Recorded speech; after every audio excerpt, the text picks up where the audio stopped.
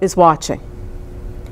So what I really would like to do is like be with you, like when you co-lead a group, or when you co-lead a discussion, or when you bring a group together, because that's how I learn. So I said, okay, fine. So we scratched it down as a learning goal. And then I asked her the ballroom exercise. And she said, well, I'd like to learn how to take a group of people and help them find their voice, because they're a marginalized group of people. They're my people. And I'd like to be part of that.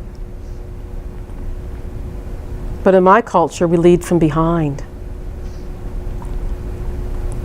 And I said, well, have you ever seen anybody do that? She said, yes. And she identified a person here in New Brunswick who a number of you would know, and who was working with us, incidentally, under contract. I said, okay. I said, how would it be then if that's your learning goal? You learn to lead, which was the exact opposite of what she said she ever wanted to do. And she said, oh my God, I couldn't. She said, the work that group you're thinking of is too important for me to lead that. I said, how about that person you identified? We bring her in as your supervisor, and I'll be your instructor. But I said, you'll be doing it, but she'll prepare you. She'll debrief you after. She'll be there to support you in between. But it's time now to step up. Because she's got a strength. Because when I interviewed her, I could see the strength. She was passionate. She believed strongly in the messaging that she felt needed to be shared. And she truly, honest to God, felt an allegiance and felt that she could be useful with this, working with this group of folks to develop something for themselves. And I thought, that's what it takes to be a leader. She's passionate, and she's got charisma. Let's grab the strength and go with it. Draw on the know-how and the abilities of both parties. Look for all opportunities to flip the power. I often will ask folks that I work with, teach me something new from last week. Teach me something I've forgotten. It's been a long time since I've worked with folks directly. Teach me something. It forces folks to be consciously aware of what they're doing. It's not business as usual. If we're working in the field of social work, it's never business as usual. Well, another day at the office. It's never that. So I want them to be consciously aware that there's always a learning whenever you engage with any person and share it with me. Because this old bird's forgotten more than she's remembered. Part of building a relationship. Because if we start flipping the power dynamic, she and I, then she's going to start flipping that power dynamic when she's working with kids, moms and dads, and groups. I gave you a copy of the idea catcher, and I give that to every little group. Because you know what? Folks remember what they hear, what they see, and what they say, and remember they remember very, very little of what they hear. They remember most of what they say, and 90% of what they do. So I always focus on getting them to say it, getting them to do it. And the last one that supports and nourishes the relationship is engaging in empowering processes and making the work accountable. I always ask, What did he say after you had that conversation? On a scale of 0 to 10, how useful do you think he felt that conversation was in his life with his family right now? 0 being not worth a tinker's damn, and 10 being an absolute gem that will make a difference in his life with his family. Probably an 8. How come? What makes you say that? If they haven't solicited feedback from him, they won't be able to answer my question. And I want folks to constantly be asking for feedback. And I tell them, these 4 pieces that we talk about around relationship, that I want to see expressed in your work, in your internship, practice those with your partner. See where your relationship goes. We're all wired the same. So let's get at it.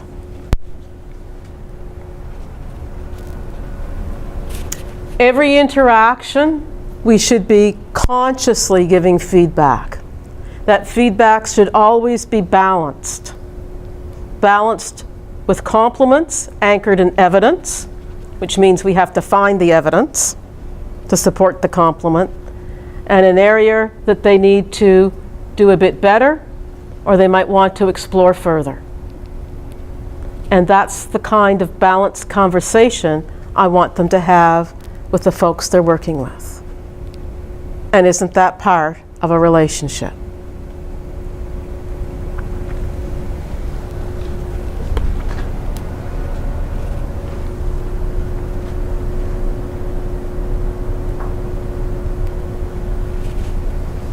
The second cornerstone to a collaborative approach, and I'm going through these fairly quickly because I'd like to be able to get us to some exercises, is the amazing stories. Every interaction that we have with a student affects how they experience themselves, and it shapes how they make sense of their life and of their social work practice, and that's the truth. It's either ho-hum Harry, it's not that important. What's more important today is that we discuss how to make a nice pot roast. Or it's wow, this stuff's really pretty important. I didn't even realize what I got myself into.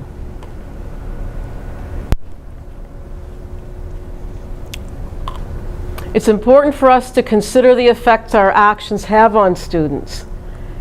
And I really sort of dig for stories that sort of reflect an awe and an excitement and an interest in working with the kids and the families that they work with.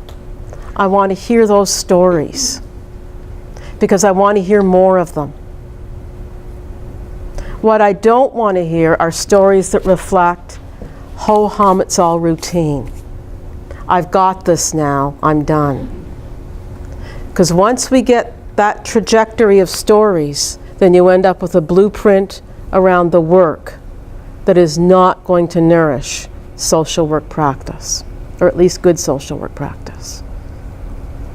We want people to stay in awe of the work that they have the honor and the privilege of doing with people, and how truly interesting and exciting and strong and resilient many of the people are that we work with.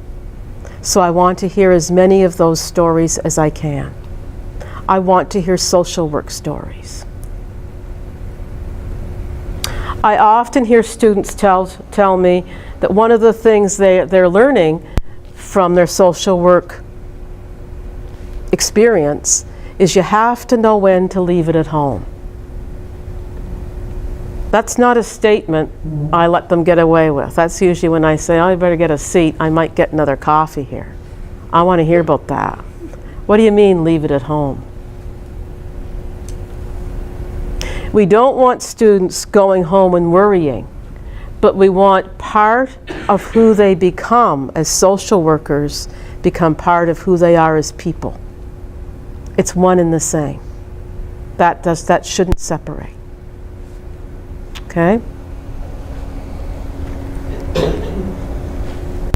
I'm always very interested in reflections where students will say things like, and I'm just on the lookout for it, well, you know, like if it wasn't through work, I probably would have laughed and I would have said, that was a really great response. Well, why didn't you say it to her anyway? Well, because she's a client. What? She's a person who took a lot of what was said last week, tried it out, got a great response, and all you said was, good, I'd like to see more of it. And yet, if that was a friend who said that to you, you would have sort of done a dance for joy. So the stories are really, really, really important. I want to hear the stories that might help them move forward as effective social workers, and I want to hear the stories that possibly could hinder them. And those stories we spend time on and identify as challenges to moving forward.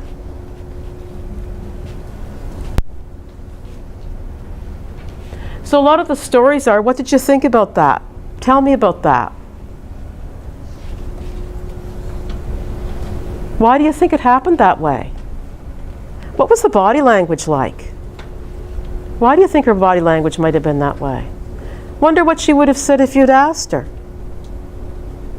Wonder if maybe the next time you might ask her. What needs to happen in order for you to feel comfortable to ask her?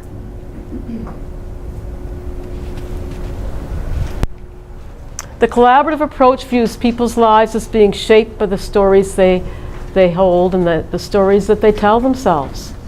Think about it. Every interaction we have from the moment we get up till we drop to sleep at night is a story. Some of them we prune away and we don't remember. Some of them we hold on to and they form the cement of our beliefs and our values. I want to hear about those stories that cement those beliefs and values of the social worker sitting in front of me. And I hear those stories through reflective journaling. And if I want some values and beliefs cemented, they become supports in the collaborative plan. And if there's some of the ones I'd like to see pruned away, they become challenges and they go on that weekly collaborative plan. Okay, and we'll look at that this afternoon. The stories are really, really, really important. Tell me what classes you took last week. Tell me what really stood out for you, was an aha moment for you. It was a new learning that you thought was really cool and you're so going to bring into your practice, or it was something you remembered, somewhere you remembered from way back here. Tell me about that. Do you think it was true? Why do you think it was true? Do you think it's important? Why do you think it was important? It's interesting what the different students focus on in your classes. It's really cool. And it's also interesting what some students prune away as not being applicable to their practice. That's just as interesting. So that's often part of a reflection session that we have every 2 weeks.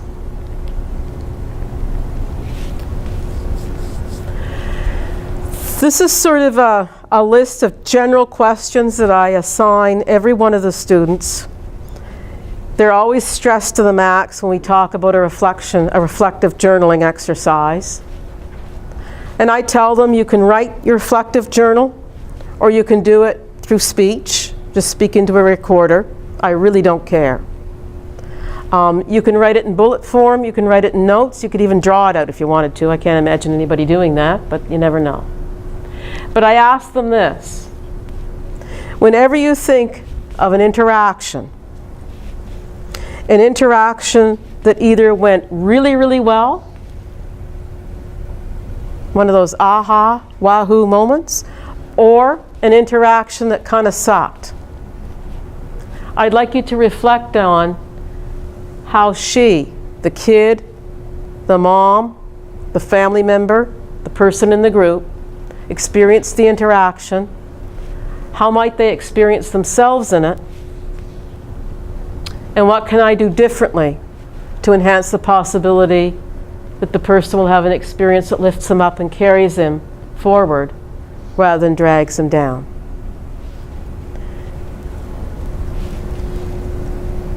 One of the students said to me, do you know what that exercise has done? This is after like running through the exercise 3 consecutive weeks.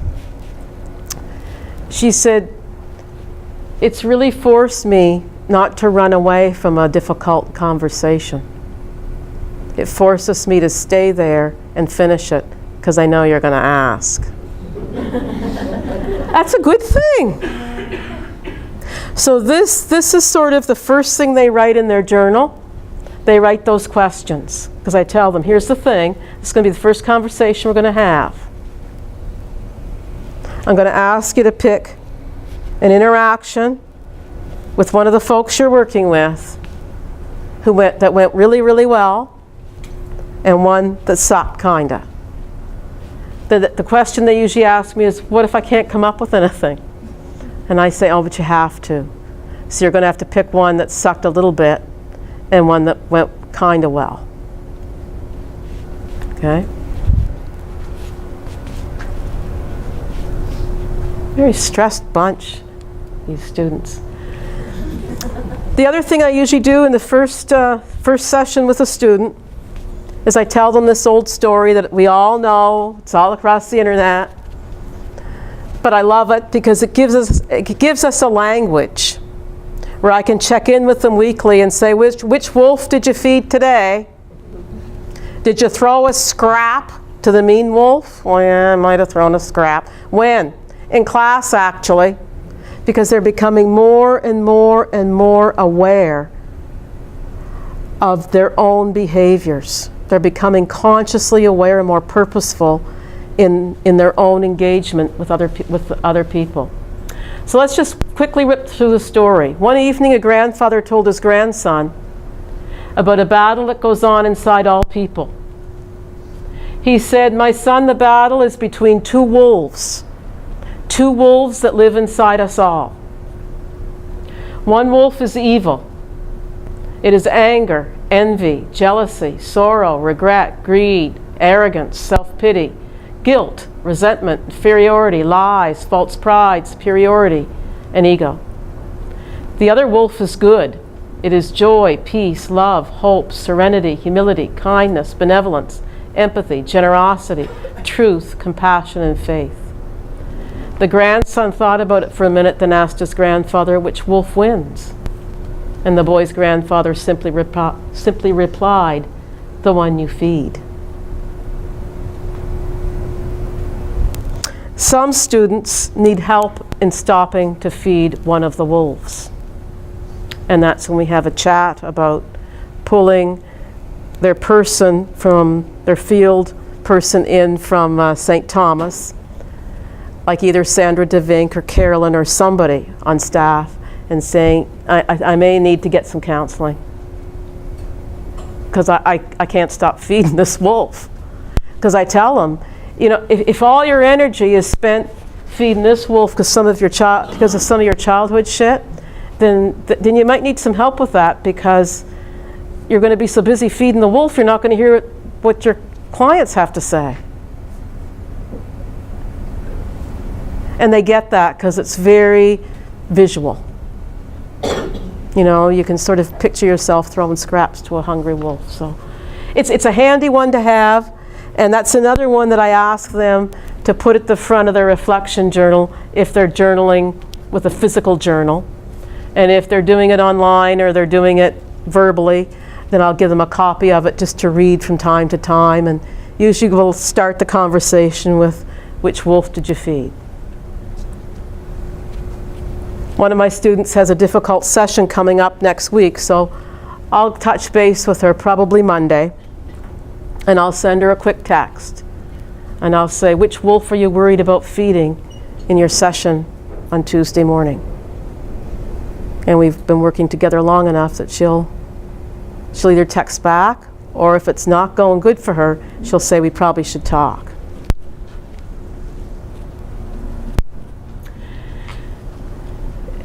This is what I found was a useful takeaway. To address not the presenting problems, but the broader life stories in which the stories are embedded. I really want to know why they chose social work in the first place. I really want to know that. Because that almost sets up the dynamic with the kid or the family or the group right off the hop. If it's noblesse oblige, because I have much, because I know much, I need to give much, and I need to share a lot, then that's something we need to work on. Focus on the process or the how as well as the what. So with their journaling, I ask them to split their journaling in half. I want to hear about what they're doing, because for many of the students, that's what's critically important, is the what. I learned how to prepare for court. Talk to me about that. And they're very comfortable. Now I want you to talk to me about preparing for court. What sort of thoughts go through your head? How do you think the family is feeling? Talk to me about how you feel about that role, that you have that role in the lives of these folks. So I really want to balance the how with the what. How would you have that conversation with a family when you talk to them about the necessity of going to court? What would be important for them to understand? How do you think they would need to be approached? How do you maintain and convey respect, connectiveness, and stories? Maintaining the right kind of stories for that person moving forward from the court experience. That's really hard to do. Really hard to do. Nonetheless, it makes a difference if they learn to do it well. And this is an opportunity to examine that process.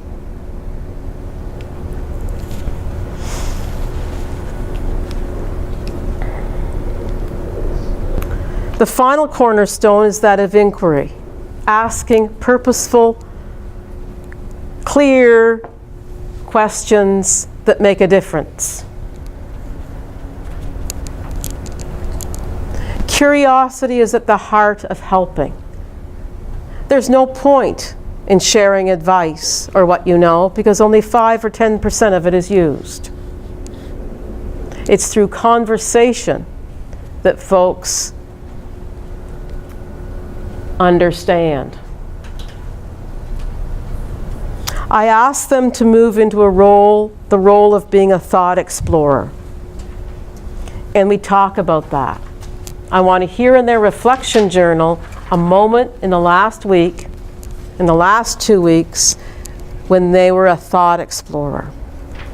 And I tell them, if I was present with you during your week, give me a time when you moved into the role of a thought explorer with a kid or a family that you're working with. And then I ask them with a colleague, because I want that skill set to be embedded in their bones.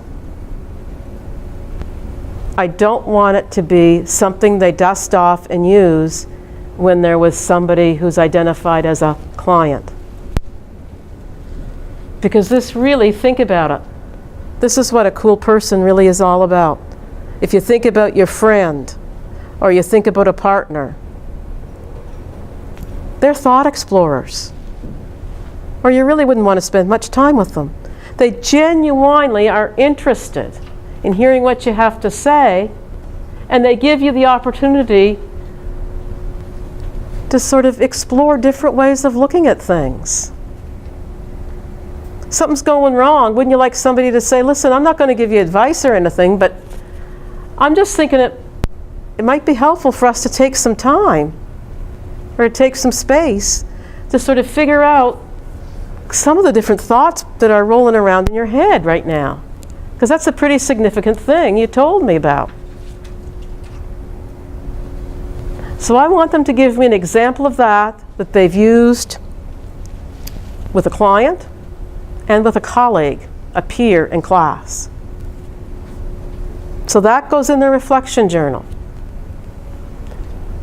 So it's not sort of written like a diary, but it's sort of a number of little tasks that sort of assist folks in sort of disciplining their mind and their heart so they approach their engagement with other people with a mindfulness.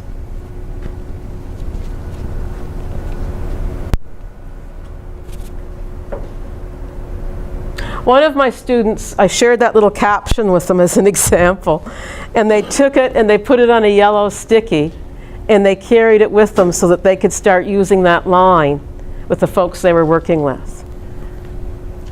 Because they couldn't find the words, because it was just so foreign to them not to say, this is what has to change in your behavior.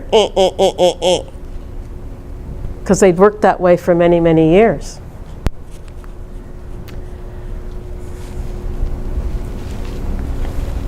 When we think about supervisory attributes, this is the last slide before we're going to do a little exercise. It's curious because the collaborative approach compels us to engage in almost a mirror process. A mirror process with our intern, and the intern, a mirror process with the kid or the family they're working with. It's all a parallel process, a mirror process.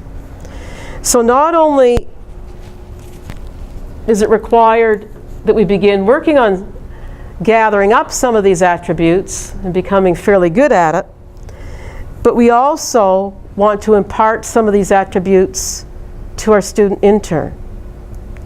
So with many of these, it's often good to label them for the student intern so they pick up what they are. And they may go into the collaborative plan that you do together. They may go into some of the objectives for their placement. The first one is incrementalism. That can be a challenging one. It's all about breaking down tasks into discrete little pieces. Discrete little pieces with evidence to support the accomplishment of each little piece.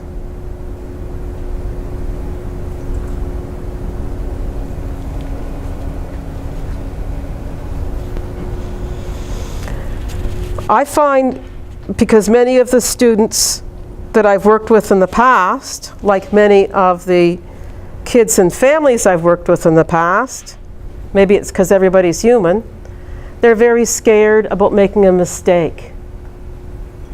They're very scared about not accomplishing what I'm asking them to accomplish.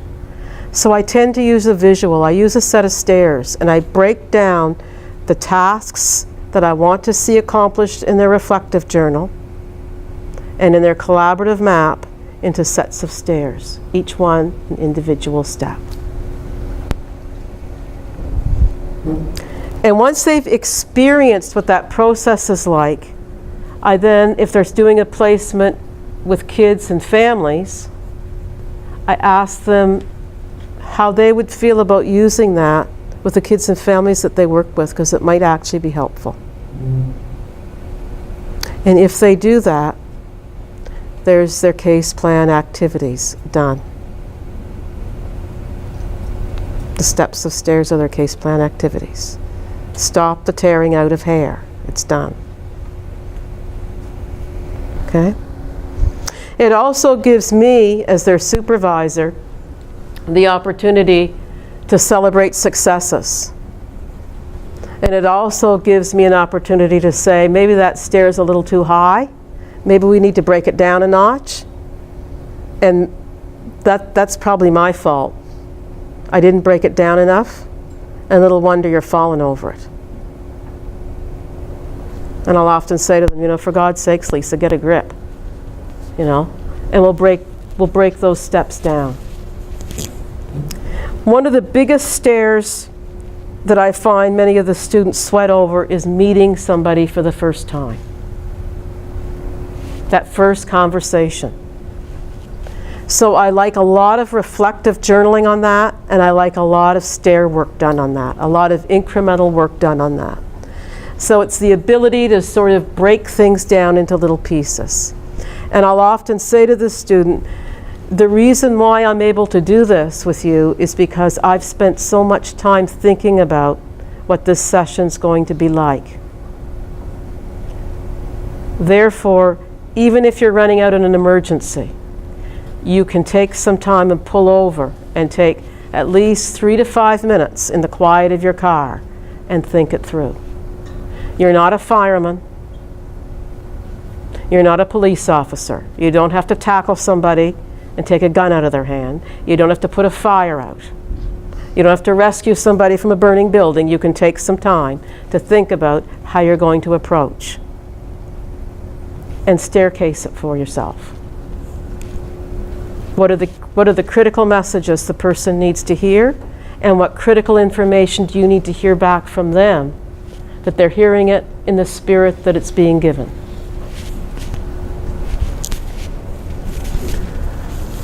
Next one, and then I think we probably should take a bit of a break.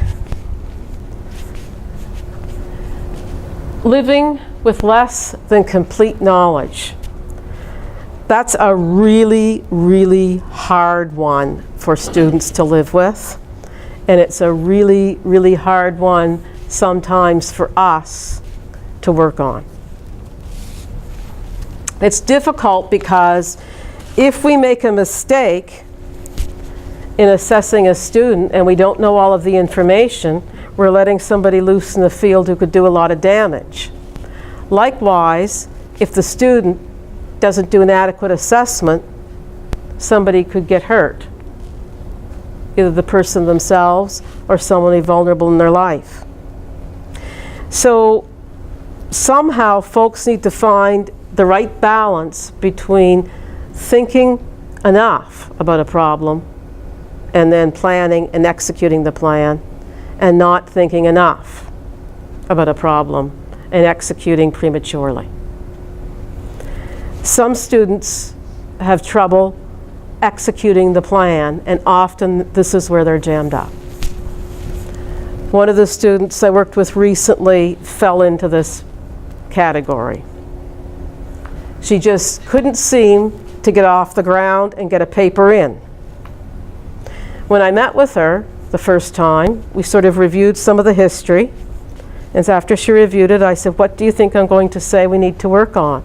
And she said, "Probably I need to get stuff in on time." And I said, "Yes, we've got to address the constipation issue. Because you're thinking too much and nothing's getting done. And that's just as bad as not thinking enough and acting prematurely. How are we going to know if you've met the right balance? What would the criteria look like? I'd like you to reflect on that. You've got 72 hours. And if I don't get the reflections back to me by email, you're going to get a call. I want to hear about 3 activities you're going to take on to ensure that the tasks get done, that I don't hear about any late papers going in, and you'll accomplish your tasks in your placement." And by God, she was able to do it. That's at the second meeting. But I knew just from the first meeting, this could potentially be a problem. And I can't be helpful to anybody if they don't generate enough work for me to look at and to figure out what went well and what she needs to work on differently and do differently. So living with less than complete knowledge is one of those ones that I think is very important to teach students, because if you don't, they can get caught up in the furor of getting stuff done, pushing the work through, because in most of the agencies in this province, there's more work than there is people to do it. So there's always that pressure. Or they'll fall into the trap of not being able to get at it, which means you can have mandate creep and people's rights are violated and they're staying in treatment or they're staying in service for longer than they should. So that's a pretty critical one for us as supervisors to demonstrate and to highlight and to talk through. Okay?